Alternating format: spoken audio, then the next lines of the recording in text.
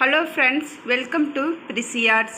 இன்றைக்கி நம்ம வந்து முட்டை குழம்பு எப்படி வைக்கலான்னு பார்க்கலாம் வாங்க. இன்றைக்கி நாம் முட்டை குழம்பு வைக்க போகிறோம். அதுக்கு அடுப்பை ஆன் பண்ணிக்கலாம். அடுப்பை ஆன் பண்ணிவிட்டு எண்ணெய் ஊற்றிக்கலாம்.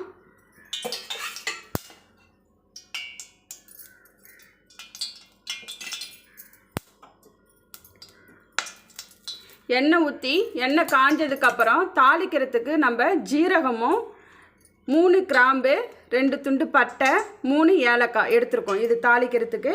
இப்போ எண்ணெய் காஞ்சிடுச்சு. இந்த தாளிப்பு நம்ம போட்டு இதில் சேர்த்துக்கலாம்.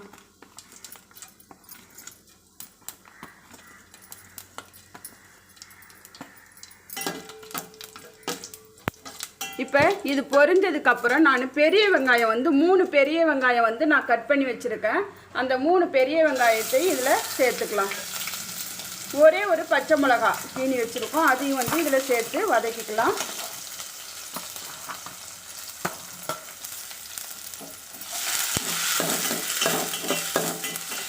இது நல்லா வதக்கிக்கலாம். நான் இதில் வதங்கிறதுக்காக கொஞ்சோண்டு உப்பு சேர்த்து வதக்கிக்கிறேன்.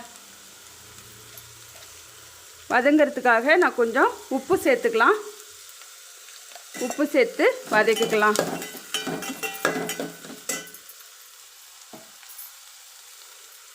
இது வதங்கிறதுக்குள்ளே நம்ம வந்து 3 தக்காளி பழம், கொஞ்சம் முந்திரி பருப்பு, இதை வந்து நம்ம நல்லா பேஸ்ட்டாக அரைச்சி எடுத்துக்கலாம். மிக்சியில் போட்டு நல்லா அரைச்சி பேஸ்ட் பண்ணிக்கலாம். இது அதுக்குள்ளே வதங்கிக்கிட்டு இருக்கட்டும்.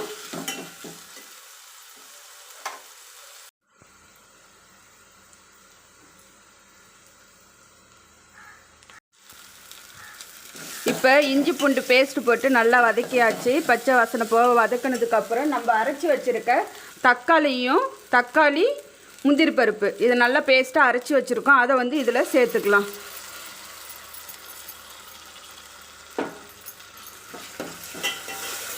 இதை சேர்த்து நல்லா இதனுடைய பச்சை வாசனை போகணும். ஏன்னா நம்ம பச்சையாக தான் தக்காளியை முந்திரியும் அரைச்சிருக்கோம். இதனுடைய வாசனை போக பச்சை வாசனை போய் நல்லா சுருண்டு வரணும். எண்ணெய் பிரிஞ்சு வர அளவுக்கு நம்ம நல்லா இதை வதக்கிக்கலாம்.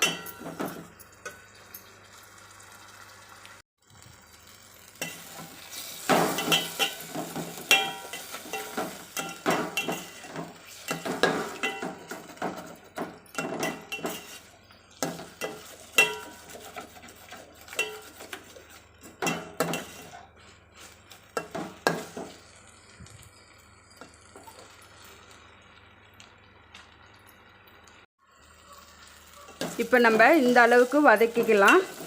எண்ணெய் பிரிஞ்சு வந்துடுச்சு. இந்த அளவுக்கு வதங்கினதுக்கப்புறம் நம்ம 2 ஸ்பூன் வந்து குழம்புத்தூள் சேர்த்துக்கிறோம். நீங்கள் இல்லைன்னா தனி மிளகாத்தூள் தனி மல்லித்தூள் இருந்தால் சேர்த்துங்க. நான் குழம்புத்தூள் சேர்த்துக்கிட்டேன். வீட்டில் அரைச்ச குழம்புத்தூள் சேர்த்தாச்சு.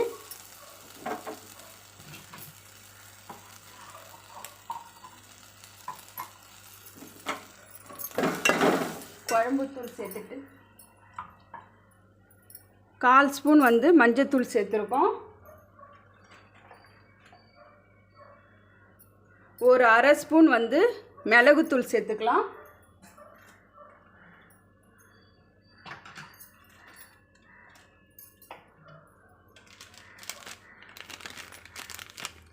ஒரு 1/2 ஸ்பூன் வந்து மல்லித்தூள் சேர்த்துக்கலாம்.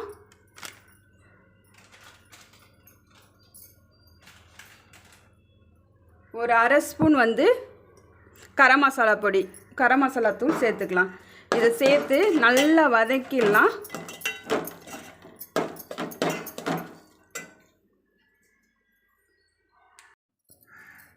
இப்போ நம்ம 4 முட்டை வேக வச்சுருக்கோம். அது வேக வச்ச முட்டையை வந்து தோலை உரித்து எடுத்துப்போம்.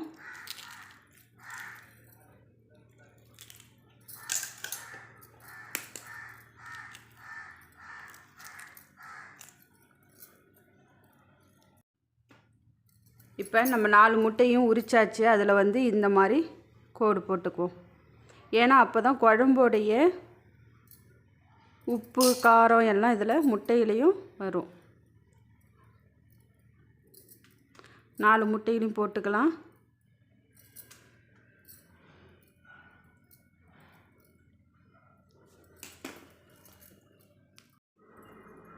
இப்போ வந்து நம்ம குழம்பு வந்து ஓப்பன் பண்ணி பார்க்குவோம். எண்ணெய்லாம் இப்போ நம்ம ஓரத்தில் பிரிஞ்சு வந்துடுச்சு. இப்போ இந்த ஸ்டேஜில் என்ன பண்ணணும், நம்ம முட்டை வந்து கீறி வச்சுருக்கிற முட்டையை வந்து 4 முட்டையும் இதில் சேர்த்துக்கலாம். 4 முட்டையும் சேர்த்துட்டு இந்த மாதிரி கிண்டி விட்டுட்டு ஒரு 5 நிமிஷம் திரும்ப நம்ம இப்போ சிம்மிலே வச்சு திரும்ப எண்ணெய் பிரிஞ்சு வர அளவுக்கு சிம்மில் வைப்போம். மூடி போட்டு எண்ணெய் பிரிஞ்சு வர அளவுக்கு வைப்போம். வச்சுட்டு அதுக்கப்புறம் பார்ப்போம். இப்போ நம்ம குழம்பு ரெடி ஆகிடுச்சான்னு திறந்து பார்க்கலாம். இப்போ நம்ம குழம்பு வந்து ரெடி ஆகிடுச்சு. இங்கே பாருங்கள், எனக்கு இந்த அளவு கிரேவி போதும். அதனால் நான் இதோட ஆஃப் பண்ணிக்கிறேன். ஆஃப் பண்ணிவிட்டு நம்ம சர்விங் பவுலில் மாற்றிக்கலாம். இந்த மாதிரி முட்டை குழம்பை நீங்களும் ட்ரை பண்ணி பாருங்கள்.